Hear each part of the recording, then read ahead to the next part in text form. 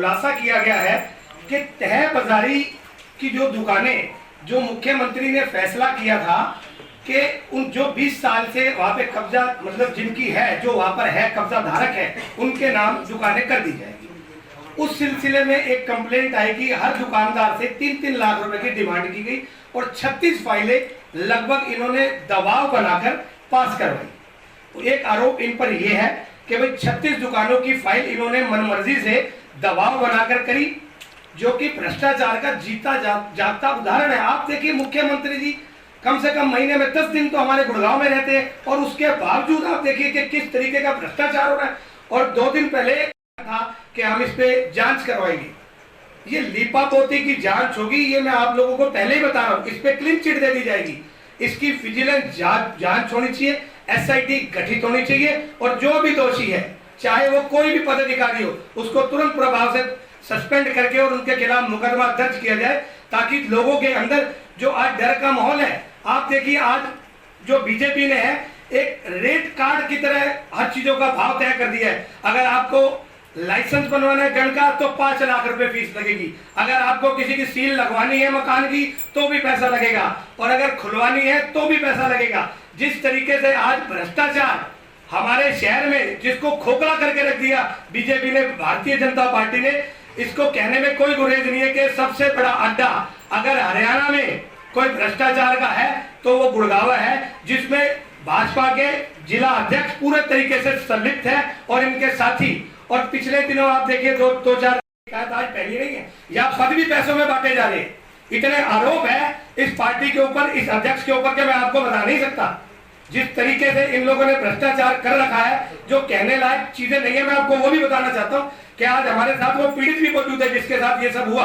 कल इन्होंने police complaint भी करी है। अब हम ये देखते हैं कि पुलिस जो है हमारी सीपी मैडम जो नहीं यहाँ पर जिन्होंने ज्वाइन करा, वो उसमें क्या करती है, मुख्यमंत्री इसमें क्या आदेश देते हैं। अभी पिछले दिनों इन्होंने बहुत अफसरों पे और बहुत इनके बड़े बड़े नेताओं ने कहा कि भ्रष्टाचार मुक्त ये हमारी सरकार है, चाहे कोई कितना भी बड़ा अफसर हो उसको सलाखों के पीछे करने का काम करती है ये सरकार। अगर ऐसा है तो अपने ये जितने भी आपके ये जो पदाधिकारी है इनको सलाखों के पीछे करो, इनकी जांच आप निष्पक्ष कराओ। ये जांच करवानी पड़ेगी, जांच से भागना नहीं पड़ेगा। मुख्यमंत्री जी से मैं आग्रह करता हूं कि इसमें पूर्ण रूप से आप इसका संज्ञान ले। और तो और मैं आपको एक चीज और बताना चाहता हूं आपके माध्यम से। आप लोग बताइए, आदमी नेक कमाई से, अपनी मेहनत की कमाई से अगर कोई 4 मंजिला इमारत बना रहा है, क्या एक दिन में बनती है? आप उस इमारत पे पीला पंजा चलाते हो तो मुझे ये समझ नहीं आता 1 महीने बाद वो मकान दोबारा कैसे बन जाता है? आप किस बेस पे उसको सील लगाते हो, किस बेस पे आप उसकी सील खोलते हो? ये खाली निगम में नहीं, हुड्डा और निगम ये दोनों महकमों में इतना बुरा हाल है। आज आप देखिए, आप कितने आपके गुड़गांव में फ्लैट बन रहे, हर एक के साथ यही मुद्दा चल रहा है। किसी तरीके का कोई भी यहाँ पर कहते हैं ना कि अंधेर नगरी और चौपट राजा है, कोई किसी तरह की सुनने वाला नहीं है। भ्रष्टाचार बगैर पैसों के आप किसी भी सरकारी महकमे में एक फाइल तो करा के देख लो। चाहे बड़े बड़े दावे करते हो, लेकिन इस बात में मुझे कहने में कोई गुरेज नहीं। भ्रष्टाचारी सरकार है, भ्रष्टाचार में लिप्त है।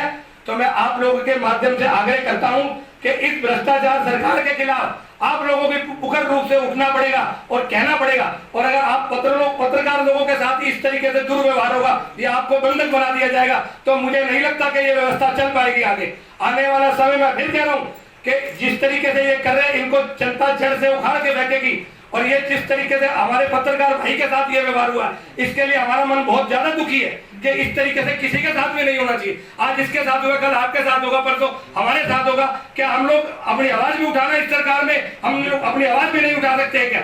जिस तरीके से व्यवहार है ये आपकी जिला अध्यक्ष का एक झूठा नारा देते हो कि बेटी बचाओ बेटी पढ़ाओ। आप लोग महिलाओं के साथ जो दुर्व्यवहार कर रहे हो, एक सीएमओ ने आशा वर्कर्स को इन्विटेशन दिया कि आप लोग महिला दिवस पर कार्यक्रम में शामिल हो। महिला दिवस वहां जाती है तो वहां पर जिला अध्यक्ष उनके साथ मतलब बदसलूकी करके उनको धक्का मुड़ करके बाहर निकाल दिया जाता है। और वही किसी मीडिया कर्मी ने जब उसकी एक वीडियो क्लिप बना के और अपने देखो उसका अधिकार है मीडिया का, मीडिया कुछ भी गलत देखेगी तो उसका अधिकार है, उन्होंने वो वीडियो क्लिप अपलोड करी तो उसके बाद शाम को उनके पास फोन आता है कि भाई बंधु आपने ये काम क्यों किया, आप जरा घर आओ चाय पियेंगे। वो पत्रकार भाई गया उनके घर पे कि भाई चलो कोई बात नहीं, बहन जी है चाय पिलाएंगे, कोई दिक्कत नहीं है, आदमी जाता भी है। तो वह चाय वो अपने साथी के साथ गया तो वहां जाकर उनके साथ जो व्यवहार हुआ वो बताने योग्य ही नहीं है। और वहां पर एसएचओ न्यू कॉलोनी जिनका नाम राजेश यादव है, उनको वहां पर बुलाकर 2 घंटे वो भी बैठे रहे वहां पर, और जिस तरीके से पत्रकार के साथ दुर्व्यवहार हुआ, एक तरह से नजरबंद कर दिया और जबरदस्ती उनसे वो वीडियो डिलीट करवाई गई। ये कहा कि वही इंसानियत है, पत्रकार अपना काम छोड़ दे। अगर इस तरीके से पत्रकारों की आवाज यहाँ पर दबाई जाएगी तो ये कांग्रेस पार्टी किसी कीमत पे बर्दाश्त नहीं करेगी। कंधे से कंधा मिलाकर पत्रकारों के साथ है और सदा रहेंगे, लेकिन इस तरीके की बर्दाश्त नहीं करी जाएगी जिस तरीके से ये इन जिला अध्यक्ष रखा हुआ है। ये कौन सा तरीका है? आप लाइसेंस बनवाने के बाद 5 लाख रुपए ले लो, किस लिए? आदमी काम ना करे, गुड़गांव को छोड़ के भाग जाए। अगर पत्रकारों की आवाजों को ऐसे दबाया जाएगा तो कैसे काम चलेगा? बाकी हम विपक्षी दल होने के नाते हमारा फर्ज बनता है कि हम इस मैटर पे बिल्कुल मुख्यमंत्री से मिलने का भी आग्रह करेंगे। जब भी मुख्यमंत्री जी, मैंने पहले भी आग्रह किया, मैं आज आपके माध्यम से दोबारा भी आग्रह करता हूँ, मुख्यमंत्री जी कभी हमें भी चाहे भी बुलाओ, हम आपको असलियत आपके गुड़गांव की दिखाएंगे। ये लोग आपको हरा चश्मा दिखा रहे, सावन के अंधेरे को हरा ही हरा दिखता है, इनके साथ वो कहानी है। ये सिर्फ और सिर्फ लिपापोती कर रही है। आप इस बात को यकीन मानिए, इस प्रेस कॉन्फ्रेंस से पहले ना जाने मेरे पास कितने लोगों ने कहा कि सरकार के खिलाफ आप बोलोगे तो पता नहीं आपके साथ क्या हो जाएगा। तो मैंने कहा भाई हमने तो कफन मार रखा, जो होगा हो जाएगा, लेकिन हम सच्चाई के खिलाफ सदा लड़ेंगे और बिल्कुल लड़ते रहेंगे।